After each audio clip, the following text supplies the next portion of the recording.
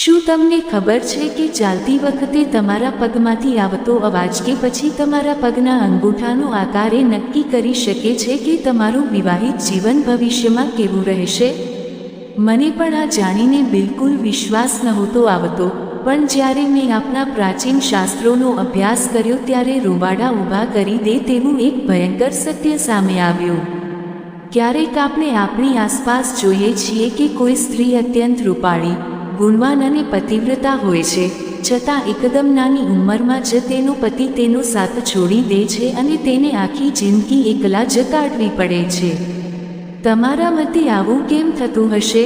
શું આ માત્ર કોઈ અકસ્માત છે? ના મિત્રો, આ કોઈ અકસ્માત નથી, પણ ગયા જન્મના કર્મો અને સ્ત્રીના શરીર પર રહેલા કેટલાક એવા છુપા સંકેતોનું પરિણામ છે જેના વિશે ભાગ્યે જ કોઈ જાણતું હોય છે. આજે આપણી આ જીટી કથા ચેનલ પર હું તમને એક એવું ગુપ્ત અને ચમત્કારિક રહસ્ય જણાવવા જઈ રહ્યો છું, જે સ્વયં ભગવાન શ્રી હરિ વિષ્ણુએ માતા લક્ષ્મીને જણાવ્યું હતું. જો તમે ખરેખર એ જાણવા માંગતા હો કે એવું તે કયું ભયંકર પાપ છે જેને કારણે સ્ત્રીઓ સમય પહેલાં જ વિધવા બની જાય છે અને તેના શરીરના કયા અંગમાં આ દુર્ભાગ્યના સંકેતો છુપાયેલા હોય છે, તો મારી તમને નમ્ર વિનંતી છે કે આ વિડીયોને 1 સેકન્ડ માટે પણ સ્કીપ કર્યા વગર છેક અંત સુધી જોતા રહેજો. અને હા, વિડીયોની શરૂઆત કરીએ તે પહેલાં જ અત્યારે વિડીયોને લાઈક કરી દો અને આપણી આ અદ્ભુત ચેનલને સબસ્ક્રાઈબ કરી લો, જેથી આવું જ્ઞાનવર્ધક કન્ટેન્ટ તમને હંમેશા મળતું રહે. ક્ષીરસાગરના અત્યંત શાંત વાતાવરણમાં શેષનાગની વિશાળ શૈયા પર બિરાજમાન ભગવાન વિષ્ણુના ચરણ દબાવતા દબાવતા એક દિવસ માતા લક્ષ્મીના મનમાં એક અજીબ જિજ્ઞાસા જાગી. માતાએ ખૂબ જ આદરપૂર્વક પ્રભુને એક પ્રશ્ન પૂછ્યો કે હે નારાયણ, આ સૃષ્ટિમાં એવો તે કયો ભયંકર અપરાધ કે પાપ છે જેને કારણે એક સતી, સાધ્વી અને પતિવ્રતા સ્ત્રીને પણ વૈધવ્યનું અસહ્ય દુઃખ ભોગવવું પડે છે? શું આ દુર્ભાગ્ય આવવાનું હોય તેના કોઈ સંકેતો સ્ત્રીના શરીર પર પહેલાથી જ અંકિત થયેલા હોય છે? ત્યારે ભગવાન શ્રી હરિએ મંદ મંદ મુસ્કુરાતા કહ્યું કે હે દેવી લક્ષ્મી, તમે ખૂબ જ યોગ્ય અને કલ્યાણકારી પ્રશ્ન પૂછ્યો છે. આ વાત એકદમ સત્ય છે કે કેટલીક સ્ત્રીઓના નસીબમાં સમય કરતાં પહેલાં જ વિધવા થવાનું લખેલું હોય છે. ભલે તે સ્ત્રી વર્તમાન સમયમાં ગમે તેટલી ગુણવાન કેમ ન હોય, પણ તેના એક ભયંકર પાપને કારણે તેણે વૈધવ્યનો શિકાર બનવું જ પડે છે અને તેના શરીરનું એક ચોક્કસ અંગ તેના વિધવા થવાનો ખુલ્લો સંકેત પણ આપે છે. ભગવાને કહ્યું કે હે દેવી, આ પરમ ગુપ્ત રહસ્ય હું તમને જણાવું તે પહેલાં તમારે એક અત્યંત રોમાંચક કથા સાંભળવી પડશે, જેમાં તમારા બધા જ પ્રશ્નોના સચોટ જવાબો છુપાયેલા છે. ભક્તો, ભગવાન વિષ્ણુએ માતા લક્ષ્મીને જે કથા સંભળાવી તેમાં સમગ્ર માનવજાતના કલ્યાણના પાઠ છુપાયેલા છે, તેથી આ કથાને અધૂરી છોડવાનું પાપ બિલકુલ ન કરતા તેને પૂરા ધ્યાનથી સાંભળજો. ભગવાન કહે છે કે પ્રાચીન કાળમાં મધ્ય દેશમાં એક અત્યંત ધનવાન અને પ્રતિષ્ઠિત શેઠ રહેતો હતો. તેની સંતાનમાં એક દીકરો અને 3 અત્યંત રૂપાળી દીકરીઓ હતી. શેઠે પોતાની અઢળક સંપત્તિના જોરે પોતાની 3 દીકરીઓના લગ્ન ખૂબ જ ઊંચા અને અમીર ખાનદાનમાં કરાવ્યા હતા. પરંતુ કિસ્મતની રમત તો જુઓ, શેઠની એક દીકરી, જેનું નામ સાવિત્રી હતું, તેના નસીબમાં જાણે દુઃખના પહાડો જ લખાયેલા હતા. સાવિત્રી દેખાવે કોઈ અપ્સરા જેવી સુંદર, અત્યંત ગુણવાન અને સંપૂર્ણપણે પતિવ્રતા નારી હતી. આમ છતાં લગ્નના થોડા જ વર્ષો વીત્યા અને અચાનક જ તેના પતિનું અવસાન થઈ ગયું. બિચારી સાવિત્રી નાની ઉંમરે જ વિધવા બની ગઈ અને અત્યંત કષ્ટદાયક જીવન જીવવા મજબૂર થઈ ગઈ. સાવિત્રીના પતિએ લગ્ન વખતે માત્ર સાવિત્રીનું મોહક રૂપ અને તેના પિતાની અખૂટ સંપત્તિ જ જોઈ હતી, પરંતુ તેને ખબર નહોતી કે આ સુંદરતા પાછળ કેવું દુર્ભાગ્ય છુપાયેલું છે. હકીકતમાં સાવિત્રી જ્યારે નાની હતી ત્યારથી જ તેના શરીરના અંગો પર વિધવા થવાના સ્પષ્ટ લક્ષણો દેખાતા હતા, પરંતુ પૈસાના અહંકારમાં કોઈએ ક્યારેય તે અશુભ ચિહ્નો પર ધ્યાન જ નહોતું આપ્યું. આ બધું સાવિત્રીના પૂર્વજન્મના એવા કાળા કર્મોનું ફળ હતું જે તેને આ જન્મમાં ભોગવવું પડી રહ્યું હતું. શું તમને પણ એ જાણવાની તાલાવેલી થઈ રહી છે કે સાવિત્રીએ ગયા જન્મમાં એવું તે શું કર્યું હશે? ભગવાન વિષ્ણુ માતા લક્ષ્મીને આગળ જણાવે છે કે હે દેવી, સાવિત્રી ગયા જન્મમાં એક અત્યંત વિદ્વાન બ્રાહ્મણના ઘરે જન્મી હતી અને તેનું નામ ગાયત્રી હતું. તે બ્રાહ્મણ રાજ્યના રાજાનો ખૂબ જ માનીતો અને પ્રિય હતો, જેના કારણે બ્રાહ્મણના ઘરમાં ધન, ધાન્ય અને સોના ચાંદીના ઢગલા હતા. આટલી બધી અકૂટ સંપત્તિ જોઈને તે બ્રાહ્મણ ખૂબ જ ઘમંડી અને અભિમાની બની ગયો હતો. ગાયત્રી તેની એકમાત્ર લાડકવાઈ દીકરી હોવાથી પિતા તેને ખૂબ જ પ્રેમ કરતા હતા. દીકરી જે માંગે તે હાજર થઈ જતું. પિતાના આવા આંધળા લાડકોડને કારણે ગાયત્રી અત્યંત જિદ્દી અને બગડી ગયેલી છોકરી બની ગઈ હતી. તેણે આખી જિંદગીમાં ક્યારેય કોઈ દુઃખ કે તકલીફ જોઈ જ નહોતી અને તેને પોતાની યુવાની તથા સુંદરતાનો ભયંકર અહંકાર હતો. જ્યારે ગાયત્રી લગ્ન કરવાની ઉંમરની થઈ ત્યારે પિતાએ તેના માટે મૂર્તિયા શોધવાના શરૂ કર્યા. પરંતુ ગાયત્રીએ એક એવી વિચિત્ર શરત મૂકી જે સાંભળીને બધા ચોંકી ગયા.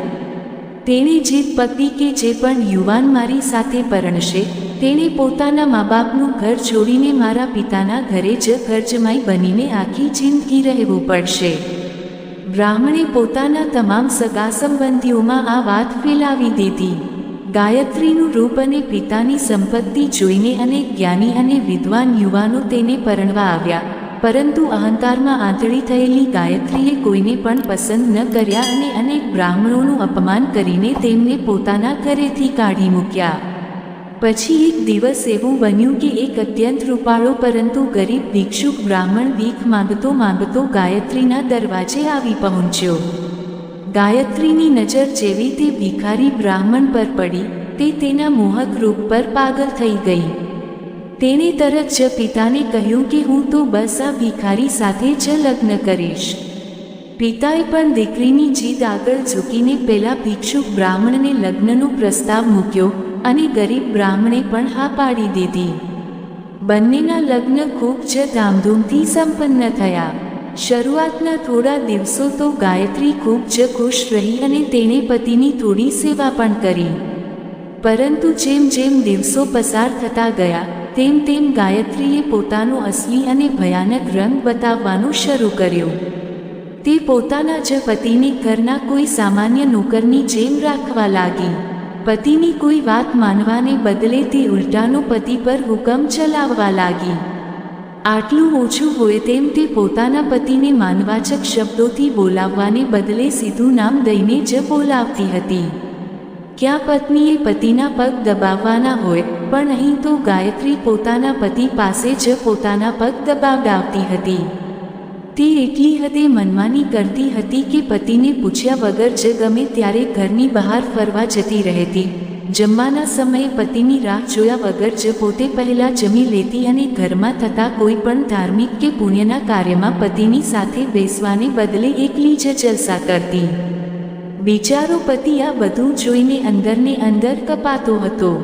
મિત્રો, વાતમાં આગળ વધીએ એ પહેલાં જો તમને આ રોમાંચક કથા સાંભળવાની મજા આવતી હોય તો અત્યારે જ આપણી ચેનલને સબસ્ક્રાઇબ કરવાનું યાદ રાખજો અને વિડીયોને એક લાઈક જરૂર આપજો. ગાયત્રીના પતિએ તેને ઘણીવાર પ્રેમથી સમજાવવાનો પ્રયાસ કર્યો કે તારો આવો વ્યવહાર યોગ્ય નથી, પણ અહંકારી ગાયત્રી ક્યાં કોઈનું સાંભળે તેવી હતી. ગાયત્રીની માતાએ પણ પોતાની દીકરીને ઘણો ઠપકો આપ્યો કે એક સંસ્કારી સ્ત્રીએ પોતાના પતિનું આવું ઘોર અપમાન ન કરવું જોઈએ, પણ ગાયત્રી તો માતાની વાત પણ કાને નહોતી ધરતી. તે તો જાણી જોઈને લોકોની સામે પોતાના પતિને અપશબ્દો કહેતી, તેની નિંદા કરતી અને રાત દિવસ તેને માનસિક ત્રાસ આપતી. છેવટે રોજ રોજના આ નરક સમાન ત્રાસથી કંટાળીને ગાયત્રીના પતિએ એક અત્યંત કઠોર નિર્ણય લીધો. એક રાત્રે કોઈને પણ કહ્યા વગર તે બ્રાહ્મણ ઘર છોડીને ચાલ્યો ગયો અને જંગલમાં જઈને સંન્યાસી બની કઠોર તપસ્યા કરવા લાગ્યો. આપણા શાસ્ત્રો પણ એવું જ કહે છે ને કે બુદ્ધિમાન પુરુષે આવી દુષ્ટને મનમાની કરતી પત્નીનો તરત ત્યાગ કરી દેવો જોઈએ, નહીંતર પુરુષ પણ તેના પાપોનો ભાગીદાર બને છે. પતિના ગયા પછી પણ ગાયત્રીને જરાય અફસોસ ન થયો. તેણે તો પોતાના પતિને શોધવાની પણ કોઈ દરકાર ન કરી અને પોતાના જ ઘરમાં મોજ મજાથી રહેવા લાગી. માતાએ ઘણું કહ્યું કે તારા પતિને મનાવીને પાછો લઈ આવ, પણ ગાયત્રીએ ઘમંડમાં કહ્યું કે જવા દો ને માં, એ ભિખારી ગયો તો સારું જ થયું. એ કોઈ કામનો નહોતો. હું તો આટલી રૂપાળી છું કે કોઈ પણ બીજો પુરુષ મારી સાથે લગ્ન કરી લેશે. પણ સમયનું ચક્ર ફરતા વાર નથી લાગતી. થોડા જ દિવસોમાં ગાયત્રીના પિતા રાજાના મહેલમાં ચોરી કરતા પકડાઈ ગયા. રાજાએ ગુસ્સે થઈને તેમની બધી જ સંપત્તિ જપ્ત કરી લીધી અને તેમને આજીવન જેલમાં નાખી દીધા. રાતોરાત ગાયત્રી અને તેની માતા ભિખારી બની ગયા અને લોકોના ઘરે કચરા પોતા કરવા મજબૂર થઈ ગયા. ગરીબી અને એકલતામાં સવરતી ગાયત્રીને ત્યારે સમજાયું કે ઘરમાં પતિનો પડછાયો હોવો કેટલું જરૂરી છે. જ્યારે કોઈ રસ્તો ન સૂઝ્યો ત્યારે તે પોતાના પતિને શોધવા જંગલ તરફ નીકળી. તે જંગલમાં ભટકતી રહી પણ તેનો સંન્યાસી પતિ ક્યાંય ન મળ્યો. થાકીને જ્યારે તે એક ઝાડ નીચે આરામ કરવા બેઠી ત્યારે અચાનક પાછળથી એક ભયાનક સિંહે તેના પર હુમલો કર્યો અને ગાયત્રી ત્યાં જ તરફડીને મરી ગઈ. મૃત્યુ પછી યમદૂતો તેને ઢસડીને યમરાજ સામે લઈ ગયા. યમરાજે તેનો હિસાબ જોતા ક્રોધિત થઈને કહ્યું કે આ સ્ત્રી તો મહાપાપી છે. આણે આખી જિંદગી પોતાના પતિને માત્ર ગાળો જ આપી છે. તેનું નામ દઈને બોલાવ્યો છે અને તેને નોકર કરતાં પણ બદતર સમજ્યો છે. આ દુષ્ટ સ્ત્રીને સીધી નરકની ભયાનક આગમાં નાખી દો. વર્ષો સુધી નરકની યાતનાઓ ભોગવ્યા પછી પોતાના પાપોનું પ્રાયશ્ચિત કરવા માટે ગાયત્રીનો ફરીથી મનુષ્ય અવતારમાં સાવિત્રી તરીકે જન્મ થયો. અને ગયા જન્મમાં પતિને આપેલા અસહ્ય દુઃખના કારણે જ સાવિત્રીના શરીર પર એવા અશુભ લક્ષણો પ્રગટ થયા હતા જે તેને સમય પહેલાં વિધવા બનાવવાના હતા. ભગવાન વિષ્ણુએ માતા લક્ષ્મીને એ ગુપ્ત શારીરિક લક્ષણો વિશે જણાવતા કહ્યું કે હે દેવી, સ્ત્રીના પગ અને તેના અંગૂઠા તેના ભવિષ્યનો સંપૂર્ણ અરીસો હોય છે.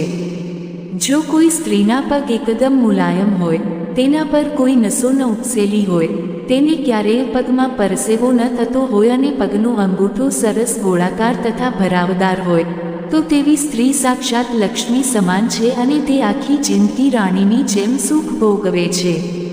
પરંતુ જો સ્ત્રીના પગના અંગૂઠા પર લીલી નસો સ્પષ્ટ દેખાતી હોય તો તે અત્યંત દુર્ભાગ્યશાળી અને ચારિત્ર્યહીન હોવાનો સંકેત આપે છે.